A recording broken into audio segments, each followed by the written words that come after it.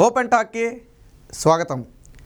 జగన్మోహన్ రెడ్డికి రాజకీయంగా ఎవరైనా ఎదిరిల్లినా లేదా జగన్మోహన్ రెడ్డి మీద ఎవరైనా విమర్శలు చేసినా ఒక్క క్షణం కూడా ఆలోచించడు. అటుపక్క ఉన్నది తల్లైనా చెల్లైనా తీవ్ర స్థాయిలో విమర్శలు చేపిస్తాడు. దానికి ఉదాహరణ ప్రస్తుతానికి షర్మిల ఎప్పుడైతే కాంగ్రెస్ పార్టీ పగ్గాలు చేపట్టిందో అప్పటి నుంచి కూడా ఉచ్చనీసాలు లేకుండా తీవ్ర స్థాయిలో విమర్శలు చేస్తున్నారు వైసీపీ పేటీఎం బ్యాచ్. ఇప్పుడు దానికి తోడుగా ఈ బోరుగడ్డ అనిల్ అనే ఒక పొలిటికల్ బ్రోకర్ని రంగంలో దింపాడు. ఏంటయ్యా ఈ పొలిటికల్ బ్రోకర్ అంటే బెదిరించటం, భయపెట్టడం వీడి నైజం. గతంలో కూడా చంద్రబాబుని నరికేస్తా, ఇంటికి వెళ్ళి పొడి చేస్తా, చంపేస్తా, వాళ్ళ ఫ్యామిలీ అంతా చూస్తానని చెప్పి రకరకాల వ్యాఖ్యలు చేశాడు.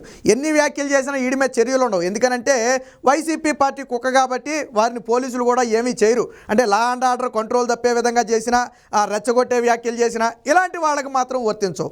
ఈరోజు సాక్షి గొట్టం ఒకటి ముందు పెట్టేటప్పటికి ఆడి ముందు సాక్షి గొట్టమే పెడతారు, ఇంకే గొట్టం కూడా పెట్టరు. ఎందుకంటే ఆడు మనిషి కాదు కాబట్టి. ఆ సాక్షి గొట్టం పెట్టేటప్పటికి ఇక ఇష్టం వచ్చినట్టు ఆడు కూడా మనిషి అనే సంగతి మర్చిపోయి షర్మిల మీద ఇష్టం వచ్చిన విమర్శలు చేశాడు. అన్నిటికంటే ముఖ్యమైన విమర్శ ఏంటంటే షర్మిల రెడ్డి కాదంట, శాస్త్రి అంట. నిన్న మొన్నటి వరకు షర్మిల రెడ్డి అని చెప్పి జగన్మోహన్ రెడ్డి పొగుడుకున్నాడు, జగన్మోహన్ రెడ్డి వదిలిన బాణం అని చెప్పి చెప్పుకు తిరిగిన మీరు ఈరోజు రెడ్డి కాదు శాస్త్రి అంటున్నారంటే మరి మీరు నోటికి అన్నం తింటున్నారో లేదా బిర్యానీ తింటున్నారో నాకైతే తెలియదు. కానీ అలాంటి విమర్శలు ఇలాంటి వాళ్ళకే చెల్లుతాయి. పైగా 1000 కోట్ల రూపాయల ప్యాకేజీ తీసుకుని ఈరోజు కాంగ్రెస్ పార్టీ పగ్గాలు చేపట్టిందట. ఒకవేళ నిజంగా 1000 కోట్ల రూపాయల ప్యాకేజీతోనే కాంగ్రెస్ పార్టీ పగ్గాలు చేపట్టుంటే నాడు రాజశేఖర్ రెడ్డి ముఖ్యమంత్రి అవ్వడానికి ఎన్ని కోట్ల ప్యాకేజీ అయి ఉండాలి, జగన్మోహన్ రెడ్డి ఎంపీ పదవికి ఎన్ని కోట్ల ప్యాకేజీ అయి ఉండాలి, అలాగే తండ్రి శవాన్ని తీయకముందే ముఖ్యమంత్రి పదవి కోసం సంతకాలు సేకరించాడు కదా, అప్పుడు ఎన్ని కోట్ల ప్యాకేజీ అయి ఉండాలి. మరి వాటన్నిటికీ కూడా ప్యాకేజీలే అయి ఉండుంటే ఈరోజు షర్మిలతో కూడా ప్యాకేజీ అనుకోవచ్చు. అసలు జగన్మోహన్ రెడ్డి కుటుంబానికి రాజకీయ భిక్ష పెట్టింది ఎవరు? కాంగ్రెస్ పార్టీ. కానీ జగన్మోహన్ రెడ్డిని అరెస్టు చేసిందని చెప్తున్నారు కదా, ఎందుకు అరెస్టు చేసింది కాంగ్రెస్ పార్టీ? అసలు అరెస్టుకి కాంగ్రెస్ పార్టీకి సంబంధం ఉందా లేదనే సంగతి పక్కన పెట్టి 43,000 కోట్ల రూపాయలు దోచుకున్నాడా లేదో చెప్పండి. పార్టీ ఏదైనా కానివ్వండి, దోచుకున్నాడా లేదా? తండ్రి అధికారాన్ని అడ్డం పెట్టుకుని అడ్డగోలుగా దోచుకున్నాడు కాబట్టే జైల్లో ఊసలు లెక్క పెట్టాడు. మరి అదే కేసులో షర్మిల అరెస్ట్ అవ్వలేదే, షర్మిల దోచుకుందని షర్మిల మీద ఎలిగేషన్స్ లేవే. అంటే కొడుకు రూపంలో ఉండి దోచుకున్న వ్యక్తి జగన్మోహన్ రెడ్డి. మళ్ళీ నువ్వు ఒక మాట అన్నావు, ఆ రోజు పాదయాత్ర స్వార్థం కోసం చేసింది అన్నావు. నిజంగా ఆ రోజు షర్మిల గారు పాదయాత్ర చేయకపోతే ఈరోజు జగన్మోహన్ రెడ్డి అనే వ్యక్తికి పార్టీనే లేదు, జెండా పట్టుకునే కార్యకర్త కూడా లేని సమయంలో 3200 కిలోమీటర్లు రాష్ట్రం మొత్తం తిరిగి ప్రతి చోట కూడా కేడర్ని బలోపేతం చేస్తే 16 నెలల తర్వాత జగన్మోహన్ రెడ్డి బయటకు వచ్చి పార్టీ పగ్గాలు చేపట్టాడు. ఈ రోజుకి జగన్మోహన్ రెడ్డికి ఉన్న కేడర్ బలం మొత్తం కూడా నాడు షర్మిల సృష్టించిన కేడరే. జగన్మోహన్ రెడ్డి సొంతగా కేడర్ బలం లేనే లేదు. ఇంకొక మాట కూడా అన్నావు నువ్వు, షర్మిల పేరుకు జగన్మోహన్ రెడ్డి పేరు ముందు లేకపోతే షర్మిల ఎవరని అడిగావు నువ్వు. అదే ప్రశ్న నేను నిన్ను అడుగుతున్నా. రాజశేఖర్ రెడ్డి పేరు లేకపోతే జగన్మోహన్ రెడ్డి ఎవరు? Who is this Jaganmohan Reddy? అలాగే కాంగ్రెస్ పార్టీ పేరు లేకపోతే రాజశేఖర్ రెడ్డి ఎవడు? అంటే కాంగ్రెస్ పార్టీ పేరు లేకపోతే రాజశేఖర్ రెడ్డి లేడు, రాజశేఖర్ రెడ్డి లేకపోతే జగన్మోహన్ రెడ్డి లేడు. మరి దానికి షర్మిలకు ఏంటి సంబంధం? నాడు జగన్మోహన్ రెడ్డి చెల్లెలుగా పాదయాత్ర చేయలా, రాజశేఖర్ రెడ్డి కూతురుగా పాదయాత్ర చేస్తే ప్రజలు యాక్సెప్ట్ చేశారు. నువ్వు ఆ విషయం గుర్తుపెట్టుకోవాలా. 43,000 కోట్లు దోచుకుని జైల్లో ఉన్నవాడి గురించి పాదయాత్ర చేస్తే ఎవడు నమ్మడం.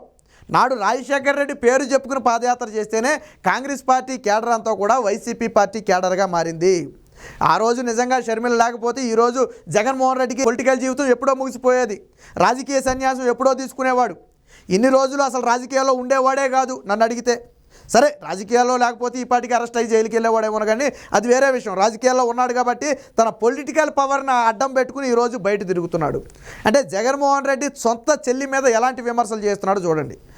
మొన్న ఏమని చేయించాడు, రాజశేఖర్ రెడ్డి కూతురే కాదు పెంపుడు కూతురని విమర్శలు చేశారు. ఈ రోజేమో ప్యాకేజీ తీసుకుని పార్టీ పగ్గాలు చేపట్టిందని విమర్శలు చేశారు. ఎవరిచ్చాడు ప్యాకేజీ? ప్యాకేజీ అంటే వైసీపీ పార్టీ చేసే రాజకీయం ప్యాకేజీ రాజకీయం. ఎందుకనంటే 50 కోట్లు ఇస్తే ఎమ్మెల్యే టికెట్, 200 కోట్లు ఇస్తే ఎంపీ టికెట్ అని చేస్తున్నారు చూసారా. అది పొలిటికల్ ప్యాకేజీ రాజకీయం.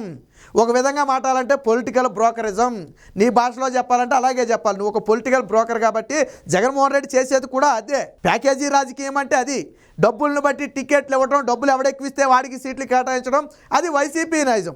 అంతేగాని షర్మిల ఏమి టికెట్ల కోసం డబ్బులు తీసుకోలేదే, పగ్గాల కోసం డబ్బులు తీసుకోలేదే. ఎవడిచ్చాడు 1000 కోట్లు? రేవంత్ రెడ్డి ఇచ్చాడా? సోనియా గాంధీ ఇచ్చిందా? ఎవడిచ్చాడు? అంటే కేవలం విమర్శలు మాత్రమే. అసలు తల్లిని చెల్లిని 2019 తర్వాత ఎందుకు తరిమేశాడో నువ్వు సమాధానం చెప్తావా? 2019లో జగన్మోహన్ రెడ్డి ప్రమాణ స్వీకారం చేసే వరకు తల్లి చెల్లి ఉన్నారు. ప్రమాణ స్వీకారమైన మరుక్షణం తల్లి చెల్లి లేరు, ఎక్కడికి వెళ్ళిపోయారు? ఎవరు తరిమేశారు? ఆ రోజు తరిమే బట్టే కదా పార్టీ పెట్టుకుంది. పైగా పార్టీ పెట్టి అందరినీ ముంచేసిందన్నావే, జగన్మోహన్ రెడ్డి పార్టీ పెట్టి అందరినీ ముంచేశాడు. కాంగ్రెస్ పార్టీకి వెన్నుపోటు పొడిచి బయటకు వచ్చి ఈరోజు కాంగ్రెస్ పార్టీని ముంచింది జగన్మోహన్ రెడ్డి. షర్మిల ఒక మాటకి నిలబడింది, నా తండ్రి ఆశయాల కోసం నేను కృషి చేస్తాను, నేను నా తండ్రి పార్టీలో ఉన్నాను, ఒరిజినల్ కాంగ్రెస్లో ఉన్నానని. జగన్మోహన్ రెడ్డి చెప్పగలడా నా తండ్రి ఆశయాల కోసం నేను కృషి చేస్తాను, నేనున్న పార్టీ ఒరిజినల్ కాంగ్రెస్ పార్టీ అని? అసలు కాంగ్రెస్ పార్టీ మీద ఎంత విషయం జిమ్మేవాడివి జగన్మోహన్ రెడ్డి పేరులో తోకలో కాంగ్రెస్ అనే పదం ఎందుకు పెట్టుకున్నాడు?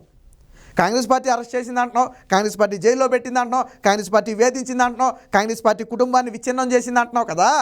మరి అన్ని చేసిన కాంగ్రెస్ పార్టీ పేరు నీ పార్టీ చివరి ఎందుకు పెట్టుకున్నావు అంటే, కాంగ్రెస్ అనే పేరు లేకపోతే జగన్మోహన్ రెడ్డి లేడు, ఆయన పార్టీ లేడు, నథింగ్ అన్నట్టు.